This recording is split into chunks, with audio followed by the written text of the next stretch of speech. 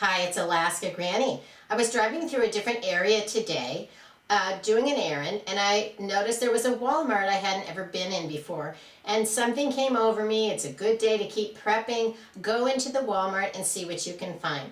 So I thought I would share with you some prepping supplies, some food and other items that I bought to add to my prepper pantry and my prepping supplies stockpile.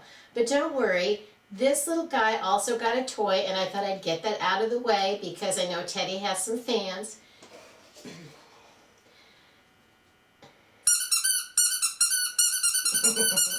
He loves his squeaky toy, so I got one. They only had one of his favorite kind of squeaky toy, and I got it for him. You ready to go play with your new toy? You ready to go play? There we go. Not only did Teddy find some of his favorite items, but I found some half-gallon wide-mouth mason jars, and boy was I excited to see that. They also had one box of the quart size with the wide mouth lid. These are my favorite jars. I find them to be the most versatile, the most useful. They actually had quite a few of the regular mouth quart size jars, but I prefer these, and I was very excited when I found they had one lone box of these mixed in with the regular mouth, so I bought those too. If you've been shopping for canning supplies, you know that they have been very hard to come by for quite some time. So always be on the lookout, and when you see things that you know you use, even if you aren't going to use them today, make sure that you add them to your stockpile if they're at a price that you can afford. I also picked up a fresh bottle of bleach. One of the bottles of bleach that I had wasn't any good anymore. You can tell if your bleach is still good. Undo the lid and smell it. Does it still smell like bleach? Then it's probably fine. And if things really go south and you need to use this for water purification purposes, you need to have some fresh bleach on hand. And boy, was I ever shocked when I saw that a gallon-sized bleach at the Walmart was nearly $6. Look carefully when you're buying the bleach. Make sure you don't get one that's scented. Do not get one that's splashless, because those have different chemicals in them that can change the nature of them. And it was extremely hard for me to find one that was just regular bleach. And that's what you need for your water purification purposes.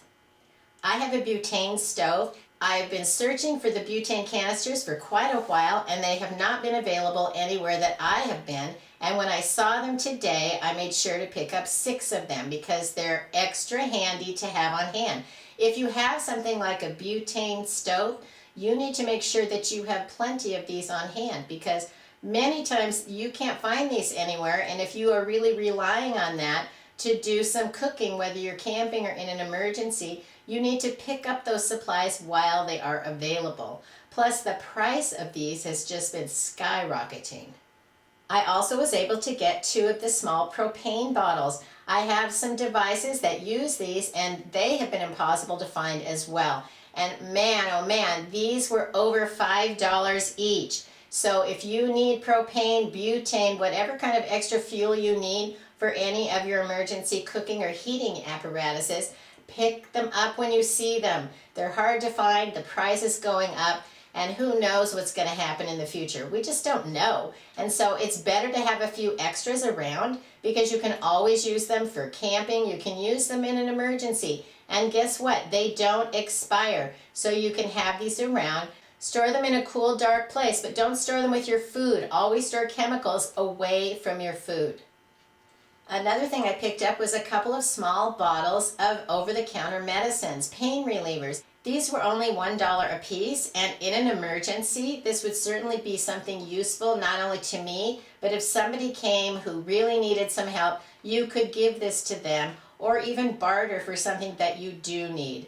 Having just a small bottle that you could pull out if you wanted to help someone in times of emergency is way better than pulling out your gigantic bottle that holds 1,000, because then they know you have all kinds of other things. So having a few extra small ones around are handy for your bug out bag, or just for any kind of an emergency situation. The rest of my items are food. Let me organize them, and then I'll come back and show you what are the food items that I bought to add to my prepper pantry food stockpile.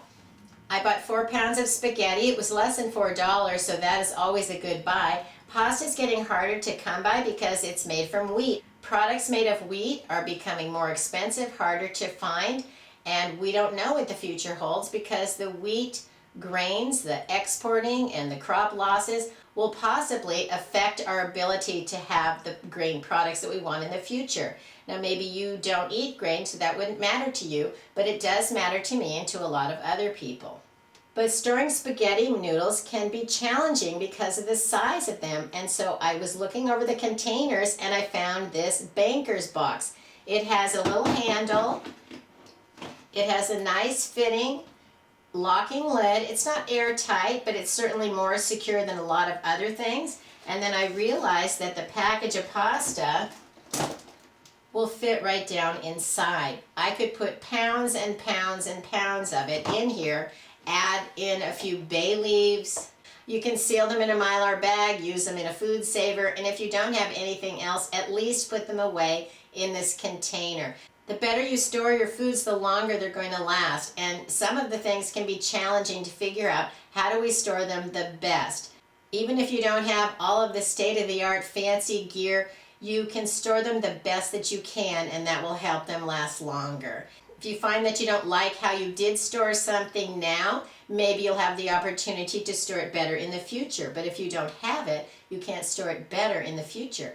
So stock up on foods, not just the supplies to help protect the food. You need to have the actual food too.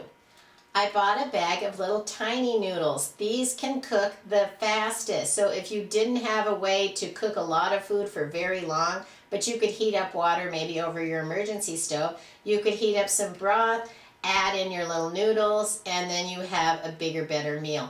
Think about the easiest ways that you can have food for your emergency pantry and your stockpile, because sometimes just having something to eat that can get you through can really save a day from becoming an emergency. When people are hungry, they need something, and you want to be able to feed your family as quickly and nutritiously as possible. Will every meal be the most delicious and the most nutritious? No. But that's okay, as long as you're still finding a way to take care of the things and the people that you need. I bought a 5-pack of Kraft Macaroni Cheese. That's the one that we like, so I don't buy the generic anymore. We ate it for years and nobody really likes it compared to this.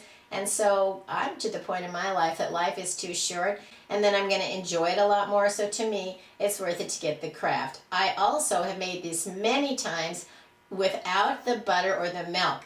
The cheese powder is pretty good. With one of the things that I do is you pour these into a canning jar, add the cheese packet, put in the directions, and then you have that stored away in an airtight container. Because the cardboard boxes just aren't going to last. You want to make sure you keep things so that nothing can chew on it, nothing can get into it and contaminate it, and liquids or something can't spill on it, which could also damage your stored food. I found some of the Bear Creek soups. They were still like $3.69 or something for a package, which I thought was a pretty good deal, because when I've seen them online, for example, on Amazon, they're up to nearly $5 a package. So I was able to buy the tortilla soup, the cheddar potato, and vegetable beef. One of the other products that Bear Creek has that I found recently are some packages of pasta with sauce, which are really delicious, but I've only ever seen them at Big Lots. That's a store that I don't normally shop at or is not available to me, and so I would be interested to find more of those because they were really delicious. So if you get a chance to pick up the Bear Creek pastas, make sure you get those as well because they're very good. These are sealed up nice in a nice sturdy bag. You only have to add water to these, but you do have to cook them for, I think it's 20 minutes. Read on the back, because one or two of them it's a little bit different. And you can always add things into these to make them taste better. You could add broth. You could add a cream of chicken soup, for example. You could add a can of vegetables. You could add a can of meat. And then you have a much heartier, bigger, better meal that could even serve more people. If you're cooking for just one or two, the whole package might be too much, but you could only cook half of it, and then you have the other half put away for later. I bought a few packages of the Knorr Spanish rice. This is something that I had in my stockpile, and I've been trying to rotate the ones I've had for several years, so this is to replace some of the ones that I recently used. If you're on the soup aisle, you may see that the cans of soup are not to your liking, but sometimes you can find these little packages of soup. They don't take up very much space. If space is a problem for your prepping stockpile, look for these little packets. One of them is by Knorr. It's tomato-based star pasta soup mixes. They had 3 different kinds, but the only different I could see was the shape of the pasta. And then I also found this one by Maggi. Sopa Sabor de Pollo con Fideo. So it's chicken with little noodles, and it's just a little packet. They were less than $1. You can make them according to the package directions or add in extras to make them taste better. And that gives you variety without having to have a big old can that's full of water on your pantry shelf. Just make sure that you're also including water in your storage so that you can make the foods that need to have water added to them. Another dried food that I bought is the Pioneer Country Gravy. These are very good. My family likes them. You just add water, heat it up, and you make some nice tasty gravy that you can serve over biscuits or other things. We prefer it over biscuits, but you could put over mashed potatoes, rice, noodles, anything you want. These are nice because I open these up and I measure out half, and I just make half at a time, which is enough for a meal at my house. So don't think you have to use the whole package on some of these things. You can just use part of it, and then you don't have to worry about the rest of it needing to be refrigerated before you use it up. You can seal the package back up and put it back with your supplies. Just remember to use the open one first next time. I found a can of country sausage gravy. I haven't tried this before, so that's why I bought one.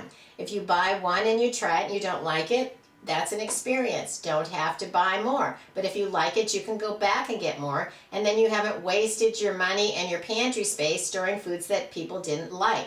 You can store foods that you do like and spend your money on those foods instead.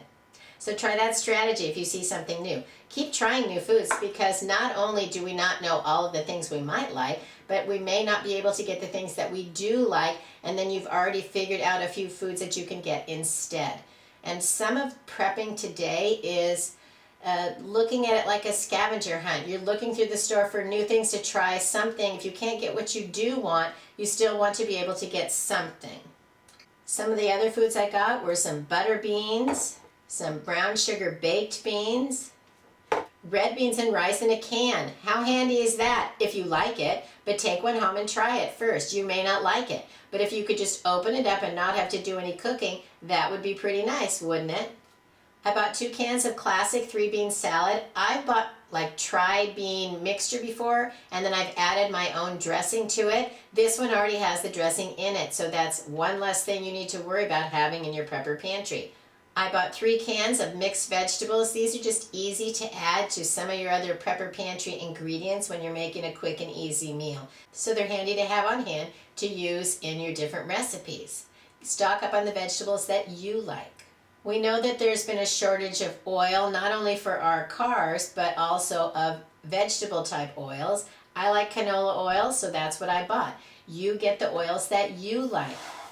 And I also bought a canola spray because I like to use this on my cookware. So it doesn't matter what oil you get as long as you find one that you like. This isn't about judging which one you should or should not use. The foods that you like to cook with and eat are what should be in your pantry, not somebody else's list, the things that you enjoy eating.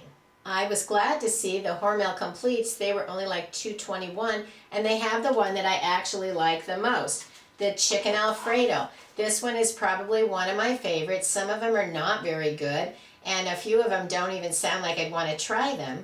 But they're nice to have for your bug out bag for an emergency meal. You can toss them in your gym bag, take them camping. You don't even have to heat them up if you don't have a microwave. You could still just eat it as is. Last time I went to the store, there wasn't any Alfredo sauce, so I was glad to see it today. So I picked up 3 jars of it. One of the things that I like to do with the Alfredo, I take a container of red sauce, I add in the container of the white sauce, and then I warm it all up, pour in a half a package of pastas, and just let it simmer together, stir it a few times, and you have a meal. You don't have to have 2 pots. You can make it all in one.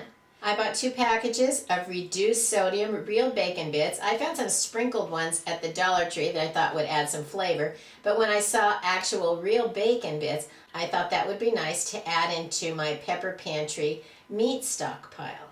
I also bought 2 cans of bumblebee crab meat. These are great to put into all kinds of different dishes where you would use other kinds of seafood. Crab gives it a whole different flavor. You can stir it into salads, you could add it into pastas, you could add it into even your Alfredo sauce, and you have made your meal a little bit different for just a few extra dollars.